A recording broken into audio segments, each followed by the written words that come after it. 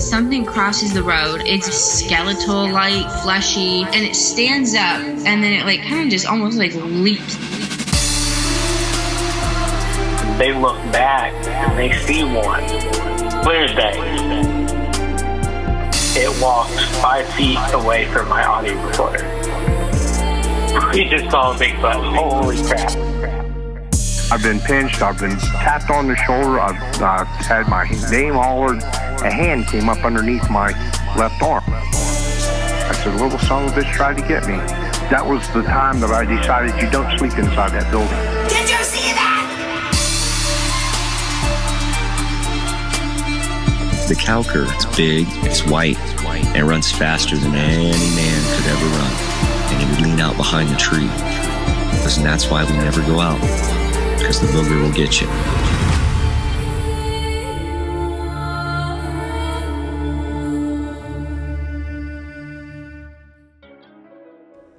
What's going on, everybody, and welcome back to another episode of Exploring the Unknown. I'm Dustin. I'm Luke. And today, this episode here, we're going to kind of dive into Luke and I's most recent adventure. How are you doing? I'm doing good. How are you today? I'm doing all right. You're off today, so that's a thing. I am not. I am. I have to go to work. I'm in the off because it's open house. Yeah. It's going to be weird because whenever... Oh, I hit my mic. Whenever you're not there, I don't have... I don't really talk to anybody else. I'm just kind of by myself, and it feels weird. That's how I felt like the past first year when I was there by myself before you started. Really? Mm-hmm. It's odd. It's kind of eerie too, you know, at nighttime up on the third floor, not being in direct contact with somebody, because you and I talk on the phone most of the time. So it kind of my mind gets to me sometimes whenever I'm in a room and I shut the light off and it goes, there it is. It's right there behind you. It's coming to get you. It's coming. Yeah. So You know? Luke and I, after work recently, we've been going to a spot where we have had some Bigfoot activity, which is local game lands. We don't really want to get too specific, but we enjoy calling it The Haunted Hollers. We like to call it the Haunted Hollers. Oh, there you are. Yeah. One night after work, now Luke and I get off of work late 11 o'clock at night, and we've walked back in there before, and it's quite a ways from the trailhead to the cemetery. It's like a mile and a half, and it took us almost 2 hours, if not a little bit more, to get out there walking. An hour and 45 minutes or so, Yeah. And we went out there during the day prior to this night, and we did get a little eerie feeling. It's a little odd out there. It feels like there's something else out there. And this night we went out to go paranormal investigating, and while we were in the cemetery, we were only there for 10 minutes. We weren't there very long. No, I'd say probably like 5 to 10 minutes. I say probably more like close to 10 minutes because we were sitting there and quiet for a little bit before we started doing our investigating. Yeah. Then the crazy thing happened. Yeah, and what's interesting is like the whole way in there. Well, not the whole way in there, because in the beginning it didn't seem odd or anything, except for those figures that I thought were up on the hill there, which is also an interesting little tidbit because there's a cemetery up there as well that I didn't know about until later when we had researched the area. But the further in that we got, the more it felt like there was something watching us or something following us. Yeah, I definitely agree with you on that. As soon as we got like halfway through there, it's like the whole climate changing. I felt like we were being watched, and like from a distance, and I felt really eerie. Yeah. Now, we were coming across a lot of deer, which I expected being out there. There's not really a whole lot of people going out there disturbing the area, I don't think. Although I heard, I don't know how true it is, but I heard that there's been satanic rituals done out there. I don't know if I told you that. Tell me that. What? I didn't. Yeah. Well, so we have a paranormal investigator friend, a local, who told me this the other day because he was kind of warning me about going out there, and he's like, "Don't go out there in them woods at night." And I was like, "Why?" And he said that there's more out there that can kill you, not just Bigfoot. And I was like, "Well, I mean, like, we take protection spiritually and physically, you know." So, and then he was like, "Well, there's been like satanic rituals done out there, cults and things like that. People go out there and do sacrifices or something." I don't know how true it is. I don't know that there's any evidence that backs that up, but that was something that we was told by somebody local. I kind of do remember you telling me this now, because we were on the phone when you told me this. Yeah. I don't know. I mean, we did find some clothing out there. I didn't really think that I didn't see anything that was odd.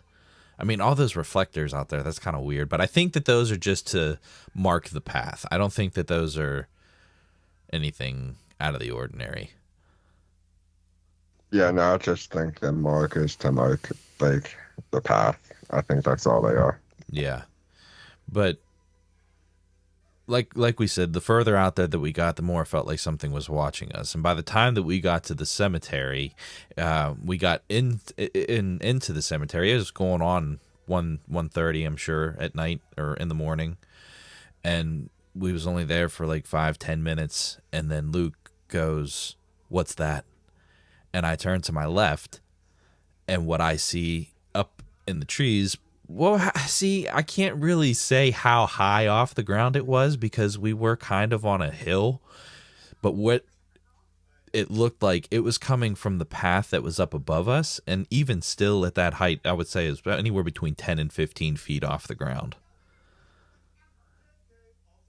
Yeah, because I would say it was probably 8 feet or more, but with it being up on the hillside, it looked like it was taller. Right.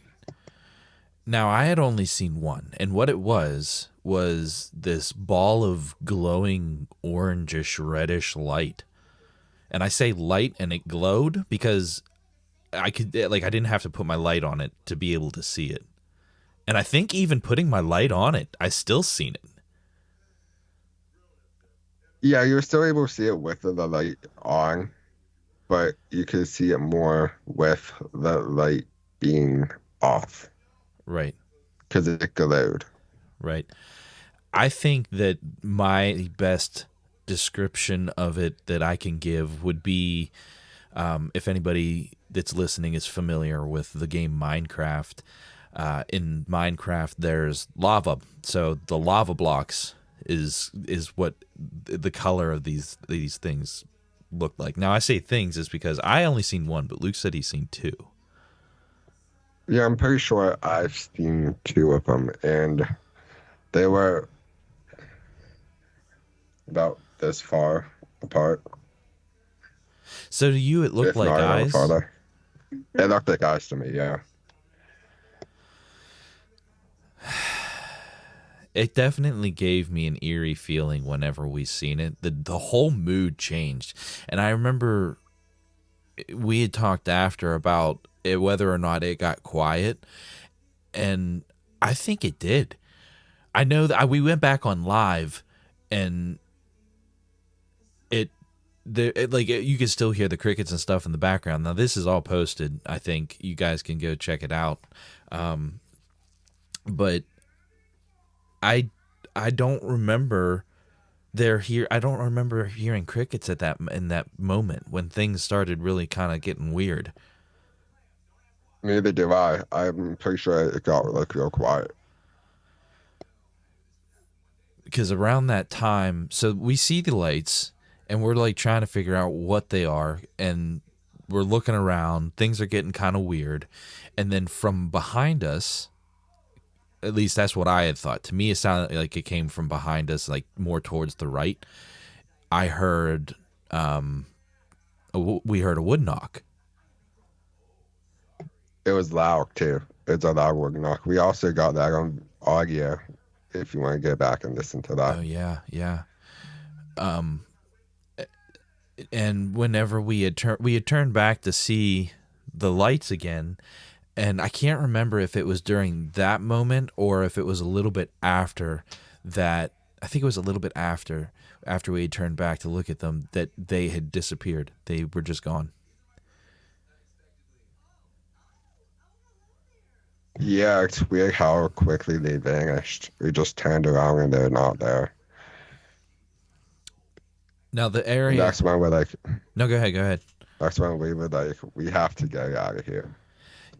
Yeah, I felt that we were too close. At the moment that all of that started happening, I heard in my head, I know this sounds crazy, people talk about mind speak, and I kind of talked about this with Luke off the podcast, and with the things that I've been learning and understanding about psychics and mediums and how that information is understood by the person that's receiving it, what had happened during that moment was what I had experienced during other times that I felt like I received information that later on ended up to be true. And during that time, I had heard in my mind, "You're too close."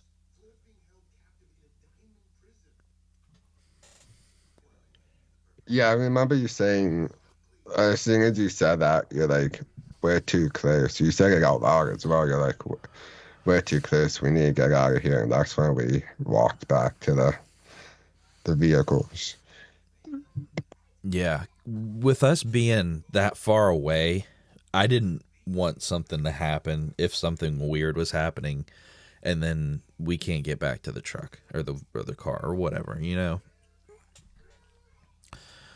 Yeah, if we would have been closer, I would say let's definitely stay out there. Yeah. But we did. We pretty much spent that hour 45, 2 hours walking in, setting up 10 minutes, had that happen, and we turned around and walked right back out. Yeah, that sucks. We couldn't even do any investigating while we were out there. Yeah, I know. I felt like if we would have stayed, we would have got more activity. So after that, we left, and then we started doing lives. So every Tuesday and Thursday after work, we go down. There is a spot across from the lake, or across the lake from where the cemetery is, where we were when we had that encounter. And we set up there to do a live, and we try to get some activity, which we've gotten activity. Yeah, we got plenty of activity, I would say. We've got wood knocks. We got what we might have thought was a whoop, but we can't actually say if it was a whoop or if it was an owl. Yeah. There's an owl that stays in the area that I've noticed every just about every night we go out there, we hear it. But what's interesting is and I think back on the times whenever I would go out hunting with my pap. Excuse me. We would go out and be out at night at the time that we're out there, like coon hunting and stuff. And I know that I would always get freaked out. Although I'm a little kid, at the time. But now that we're out there and and this is what we're looking for, we hear those sounds, and sometimes it's like, oh yeah, what was that? That did seem a little off. Something didn't seem right about that. Because I know that howl that we got the last time right after we got off live, which was just the other day, I know that one to me sounded a little odd. Yeah, I agree. And it it didn't sound like coyotes, and it didn't sound like an owl. Mm-mm. Oh no, it definitely wasn't an owl. What's interesting though is the area that we're in. There has been dogman sightings. Yeah, well, I mean, what if that night we had that dog there? True. I mean, it's possible. There's a lot of things that have been kind of reported in the area. Strange lights, shadowy figures standing next to the water, Bigfoot. There's Bigfoot encounters. There's lots of Bigfoot encounters within the last 2 years. Not really in our area, but no more within 10 miles. Oh yeah, I mean, and the crazy thing with that is like it's the same Bigfoot. All these people are reporting the same Bigfoot. Yeah. Grayish. It looks gray. Has lots of scars on it, and the right leg has a limp, and it looks like it's been shot with a 12 gauge buckshot. Yeah, that's what all the reports are saying. Bird shot. Yeah. Which is interesting because, I mean, there's 5 or 6 reports of this thing out in that area. Mm-hmm. Now, are they all just going back and reporting the same fucking thing, or are they actually having these encounters with this creature? Well, that's the thing that I'm very skeptical about the app because anybody can go on there and post whatever. You know, I could go on there anonymously and post that I've seen the snallygaster above the school. You know what I mean? Like, mm-hmm. So who's to say that somebody's not on there screwing around, writing these descriptions, just using the same context? Mm-hmm. But if it is something that's legit, I mean, that's wild. Which, if, like I said, if it is, it aligns with things that we've had happen, not only recently, but things that I've had happen in the past. Mm-hmm. Yeah, it's very interesting. We also, while we're out there, we get strange lakes out there. Mm-hmm. We see strange balls of lakes.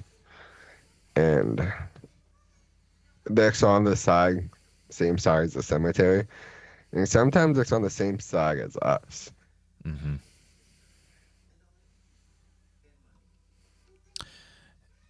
We did a little bit of research on the area and found that the lake that's there, well, first off, just for context, we have been calling the location the Haunted Hollows.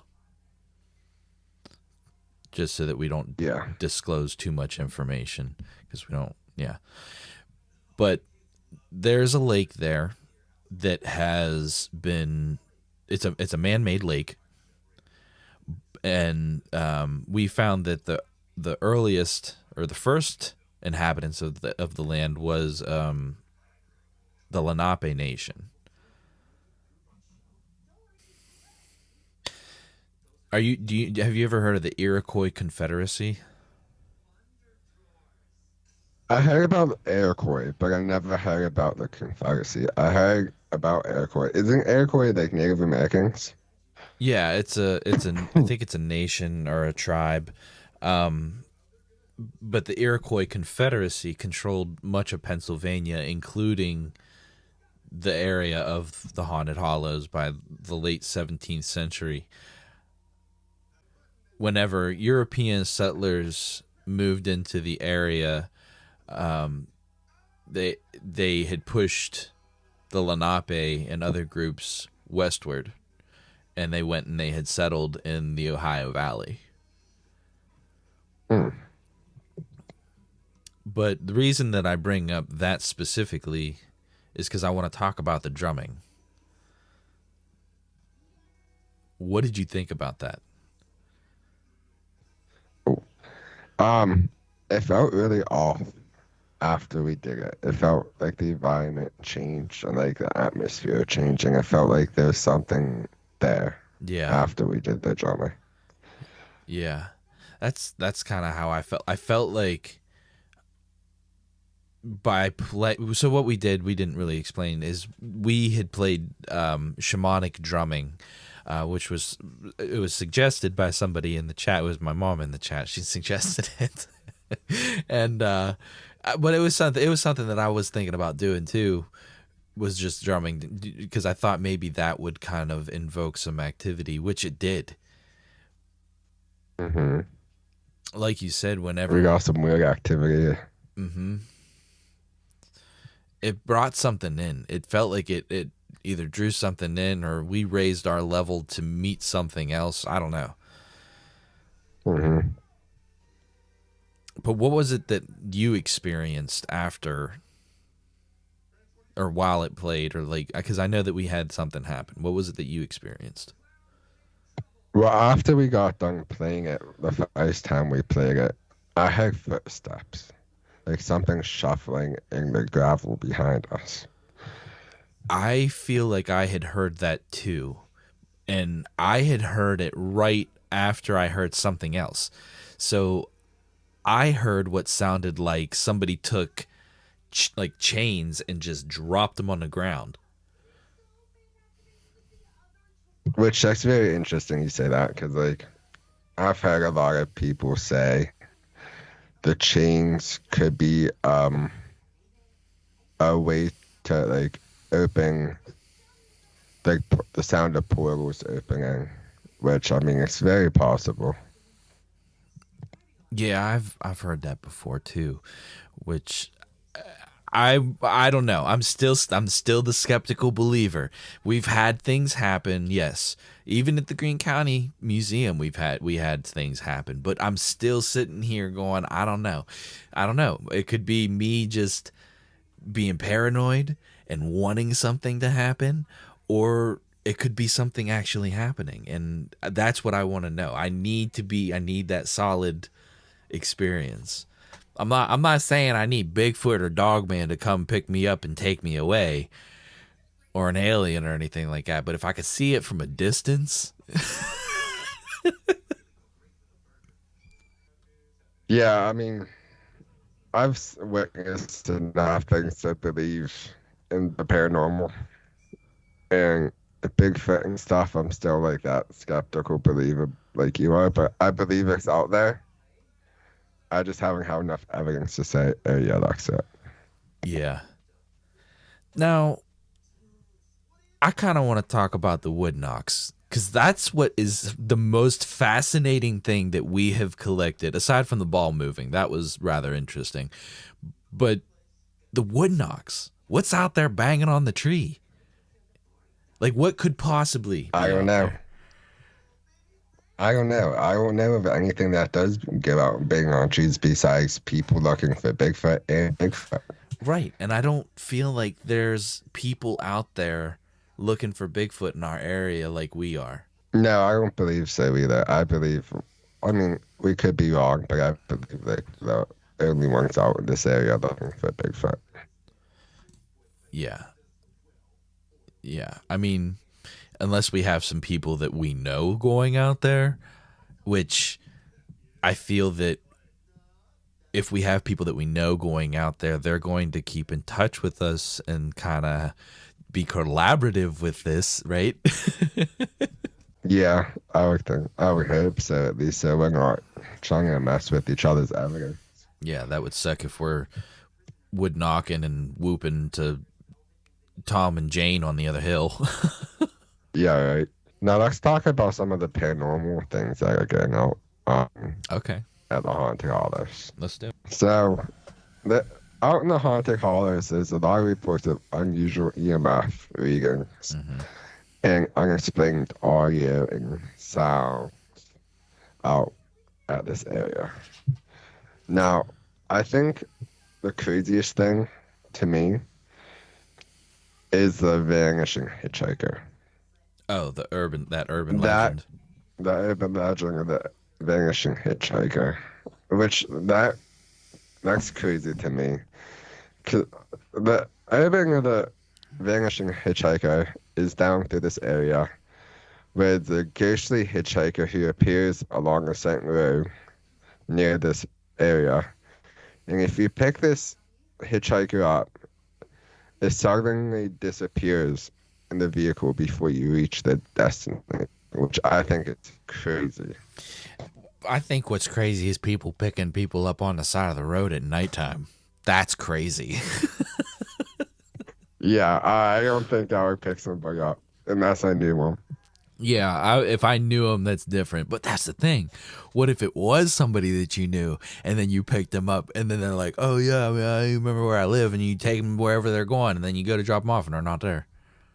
A vanishing doppelganger. That's a scary idea. Yeah, there's a lot of things out there that I didn't even realize was happening that people have been claiming. Mm-hmm. Disembodied voices, ghostly figures, strange lights, apparitions near the lake. There are local tales of ghostly figures spotted along the shores of the Haunted Hollows, especially during foggy nights.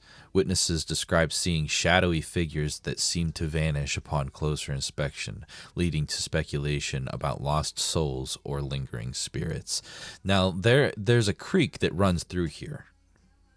It's not just the lake. Like there's always been a creek there, and it's been used by Native Americans for like fishing and whatnot. So they spent time down through here.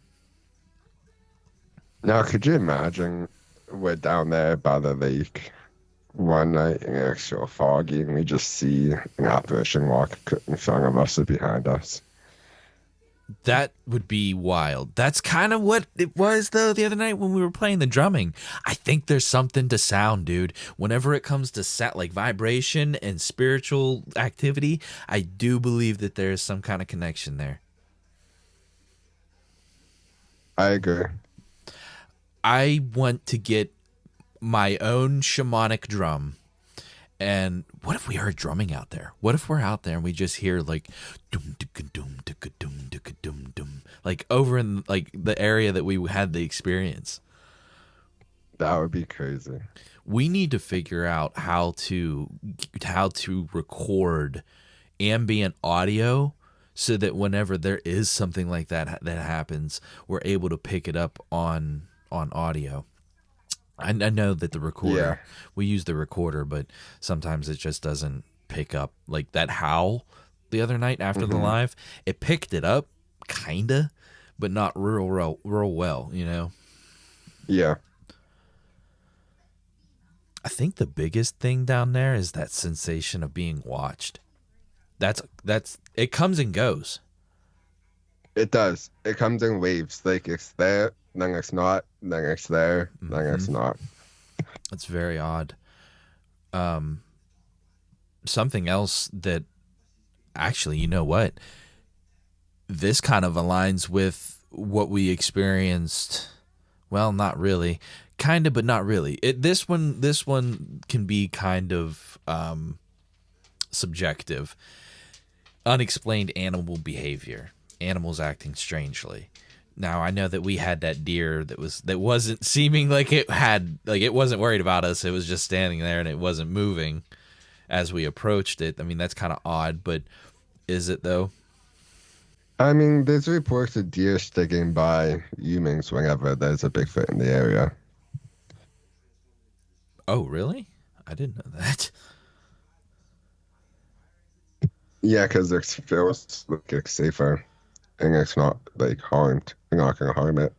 Yeah.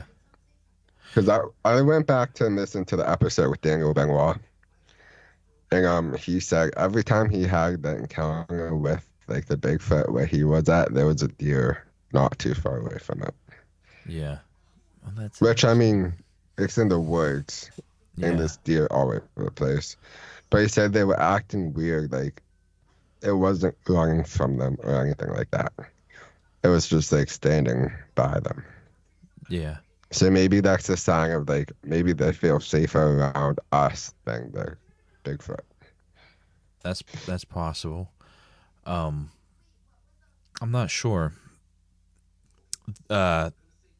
But the Dogman sighting, I don't think we really explained that one either. Not to keep jumping from topic to topic, but there's so much that's happened here that I didn't even realize. Yeah, there's a lot going on in this area. But the Dogman claim, we actually tried to get in touch with the person that had the encounter. They was on These Woods Are Haunted. Yes. But, and I don't know if they're listening to the podcast. If you are, hopefully you reach out to us. But the Dogman sighting, I guess the guy was on the highway. He was a truck driver, I think. Yeah, I believe so. And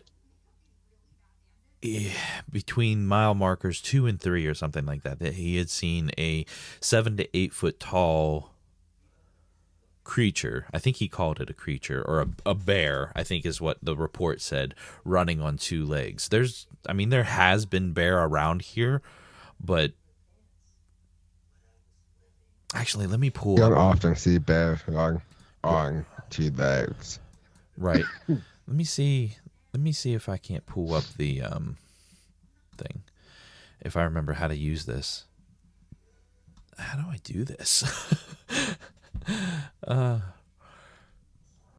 Okay, here we go. I got it. It says the truck driver that sees a bear running extremely fast across the highway at mile marker 3 on 2 legs and had a long snout like a dog. Which this isn't far from where we go and investigate, like within 5 miles. If that. Yeah. Now, do you believe this area that we are investigating is more like a I don't want to say haunted area, but like it has maybe, I don't want to say like a portal, but like I don't know how I want to say it. I think I see what you're trying to say, and my belief is that the area is, it's just one of those areas that has a lot of activity because those energy levels that I was talking about earlier, Yes. they're just there. And I know that I had said either we drew something in or we raised our energy to meet something with the drumming. And I believe that that's just this area, you know what I mean? Like being in this location just raises your vibration at times that you just experience these things that are existing on that frequency. Yeah. I think it has something to do with the water. And then on top of that, the history of the land. Yeah, I mean, the water could play a big part in it too, because constant moving water is like a magnet or something like that. It gives off energy. Does moving water create EMF? It's possible. I can look that up. Yeah, because I mean, high electromagnetic energy or high EMF can cause paranoia and things like that. So it might explain why we would be having the feeling of like somebody watching us, or just feeling paranoid, like there's something else around. And it kind of would make sense. And I'm not trying to discredit anything that we've experienced, but as we approach the end of that trail, we're getting closer to the spillway.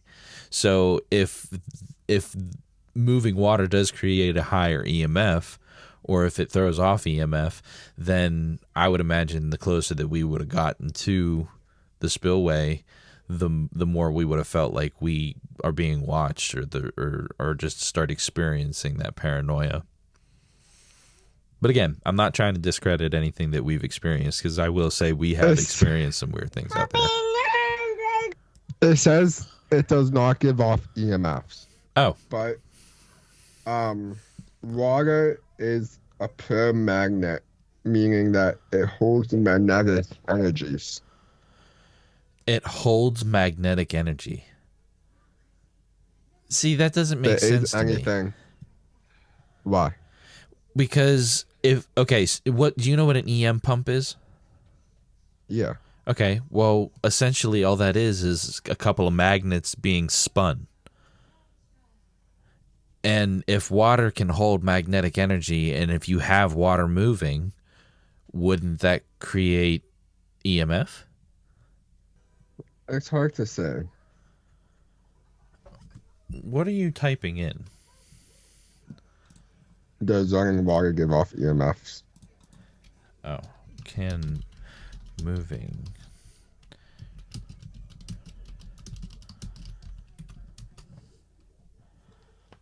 Okay. I typed in ChatGPT. I asked, can moving natural water give off EMF? Yes. Moving natural water such as rivers, streams, or waterfalls can sometimes give off electromagnetic fields. This phenomenon occurs due to the following reasons. Ion in water. I don't know how to pronounce that word. I ain't even going to try. I'm going to sound like an idiot. I ain't even going to try. So, it says in paranormal investigations, natural water sources like rivers and lakes are often linked to higher EMF readings, which can sometimes be mistaken for or associated with paranormal activity. In short, moving water can give off weak EMFs, and this might be worth considering if you're conducting an investigation in areas natural water sources are, or that are near natural water sources. See, the lake's not moving that fast. It's just a slow pace. So I don't think that much. I think if it's like constantly like moving fast, like yes, a waterfall. I think it could give. Yeah, but as slow as it moves, I don't think it's giving off that EMF. But maybe it's giving enough EMF off where it's helping spirits and other things form. That's possible. Well, I don't know. I don't know enough about how EMF works or what the theory is behind EMF in the paranormal community.